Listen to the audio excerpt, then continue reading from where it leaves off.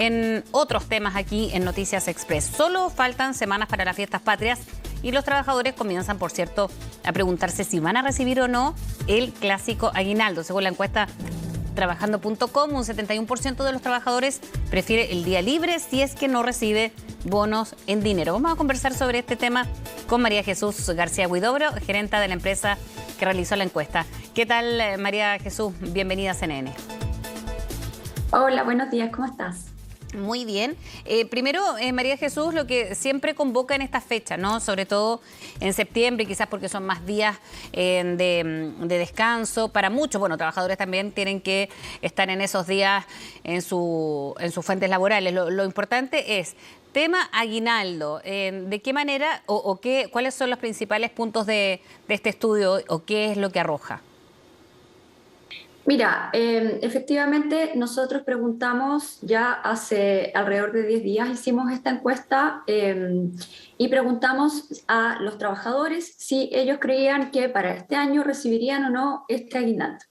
La buena noticia es que cerca del 50% nos dijo que sí cree que su empresa le va a entregar aguinaldo y alrededor de un 37% dice que todavía no lo tiene claro. Entendamos que a veces las empresas no son muy buenas para comunicar esto y lo comunican bien sobre la fecha. Entonces también hay un llamado a las empresas a que también puedan comunicarlo con tiempo para que las personas se preparen. Pero vemos que igual la gente está bastante optimista al respecto y eso es bueno. Lo otro que también es una buena noticia es respecto al monto que las personas creen que van a recibir. La mayoría de ellos cree que su monto podría ser de 80.000 pesos o más, lo cual es una muy buena noticia, entendiendo el contexto en el que estábamos, cómo venimos hace ya 2 años de pandemia que han sido difíciles para las empresas también. Este año sabemos que económicamente algunas empresas también lo han estado pasando un poco mal. Exacto. Entonces, ahora, la transparencia, quizás uno, María Jesús, la transparencia en cuanto a las fechas de pago, a los montos, debiesen ser uno de los puntos centrales, ¿no? Para este mes que se viene. Sí, totalmente. Ahí yo siento que las empresas tenemos un desafío todavía para poder hacer esto de mejor forma, que no solamente es entregar el beneficio, sino que cómo comunicarlo. ¿Se va a entregar el aguinaldo o no? ¿Cuándo se va a entregar? ¿De qué monto va a ser? Toda esa información, incluso si es que, por ejemplo, muchas empresas sabemos que el día antes del feriado salen temprano o en algunos casos tienen alguna celebración. Entonces, para quienes, por ejemplo, tengan planificado un viaje, toda esta información va a ser relevante. Quienes quieran ir a una fonda, sabemos que las fondas este año están más caras, entonces contar con esta platita adicional siempre va a ser súper bien valorado, pero la planificación es importante. En este sentido, y con estos 2 años sobre todo que ha sido golpeado, María Jesús, ¿se ha visto un cambio en qué puntos particularmente? En la forma de pago yo creo que por ahí como que a lo mejor nos acostumbramos porque muchos estaban trabajando a distancia, ¿no? Pero ahora ya cuando se retoman, y se retomaron muchos trabajos, se retoman también las actividades para septiembre, ¿de qué manera, cuáles son los puntos que más han cambiado de acuerdo al estudio?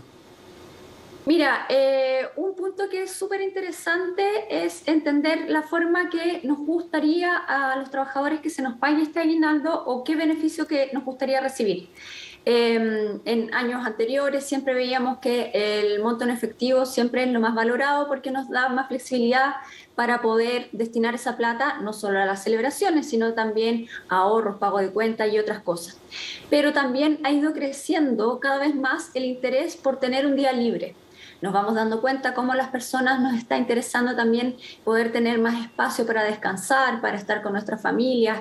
Entonces, por ejemplo, si es que antes en primer lugar se valoraba tener un monto en efectivo, después una gift card, ahora el día libre es más relevante que la gift card, por ejemplo. Por ejemplo. Y eso yo creo que ha sido un cambio que nos ha dado esta flexibilidad, la pandemia, estas nuevas formas de trabajar. ¿Y eso tendrá que ver por qué? ¿O hay una explicación que vaya argumentando el sentido que tiene o el día libre, más que un monto económico, quizás la importancia de esta? Mira, vemos que desde la pandemia, sobre todo desde que se implementó en muchas empresas forzosamente el teletrabajo, las personas estamos valorando cada vez más la conciliación entre la vida profesional, la vida laboral y la vida personal. Cada vez estamos tratando de tener más espacio para nosotros y tiene mucho sentido entonces que en esta encuesta haya arrojado ese monto. O sea, perdón, ese dato. Exacto. Y que incluso para el caso cuando preguntábamos si es que la empresa está atravesando situaciones económicas complejas y no pudiera dar el aguinaldo en dinero, las personas prefieren un día libre antes que, por ejemplo, recibir la mitad del monto del aguinaldo que podrían haber recibido. Entonces, nuevamente nos damos cuenta que este tiempo de calidad, este tiempo personal, está agarrando cada vez más relevancia y que tiene mucho sentido con proyectos como el de 40 horas, el aumento de la flexibilidad, el boom del teletrabajo y todas estas tendencias que vamos viendo que hacen que las personas no estemos tan enfocadas en estar en la oficina todo el tiempo, en el trabajo, sino que podamos ir compatibilizando trabajar con poder tener espacio para nosotros. Exacto. Ahora esto va quizás muy en línea de lo que se ha estado hablando en los últimos días, sobre todo hace hace harto tiempo ya, que tiene que ver con las 40 horas, ¿no? Y ahí me gustaría también conocer esta impresión que se va relacionando, por ejemplo, de este más del 70% que prefiere un día libre más que un bono en estas fechas. Las 40 horas semanales es una iniciativa que se arrastra hace harto tiempo, que se ha estado socializando además y ahora ya va tomando forma. Va en la misma línea, ¿no?, de algunos de los datos arrojados en el estudio de trabajando.com. Claro, efectivamente va en la misma línea. Nosotros como trabajando.com en verdad creemos que nos gustaría que las empresas y bueno, también el Estado pudiéramos ir un paso más allá y poder entender que más que tener reglamentos rígidos, que entendemos que quizás es una transición, pudiéramos optar a la flexibilidad, a que efectivamente, entendiendo que hay tantos casos distintos y que es muy difícil normarlos todos, lo que pasa en el retail es muy distinto a lo que pasa en la minería, por ejemplo, entonces como permitir que empleadores con sus colaboradores puedan llegar a acordar cuáles son las jornadas que más le acomoda a cada uno. Dentro de los marcos de lo posible, obviamente. Pero en el fondo eso es lo que los trabajadores cada vez están buscando más. Que si, por ejemplo, yo estudio y trabajo, cómo ojalá puedo llegar a tener una jornada de trabajo que se acomode a eso. Para personas que tengan niños o adultos mayores bajo su cuidado, cómo quizás puedan tener la flexibilidad para poder un día trabajar hasta más tarde, otro día hasta más temprano. Entonces, en el fondo, lo ideal es que las empresas entiendan que cada vez que sea posible, tratemos de evaluar a nuestros colaboradores en base a objetivos, a metas, a cumplimientos, a KPIs, más que a la cantidad de horas que esa persona está en un escritorio o conectada a su computador. Porque en la medida que esa persona sienta que si va a producir, si va a ser eficiente, puede tener flexibilidad, siempre va a ser mucho más valorado y esa persona va a trabajar más motivada y va a ser más productiva probablemente. Y eso es cómo se conjuga la productividad, que ha estado quizás al debe o ha sido siempre uno de los temas cuestionados, María Jesús. Efectivamente, la productividad tiene que ver con la motivación, tiene que ver con las reglas claras. ¿Qué es lo que se espera de mí? Que a veces pecamos de no dar esa información claramente a nuestros colaboradores y los colaboradores, si no tienen mucha claridad y no están muy motivados, no van a saber bien o no van a ponerle el foco a lo que tienen que hacer.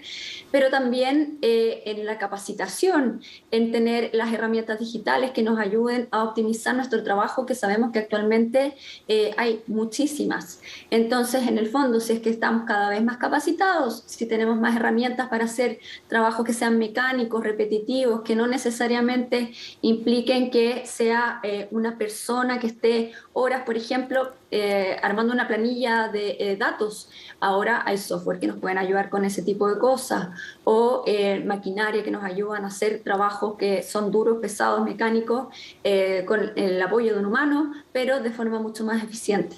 Entonces tenemos que ir entendiendo que para poder migrar a esta flexibilidad, a este espacio donde podamos conciliar de mejor forma el trabajo y la vida personal, sí tenemos que prepararnos.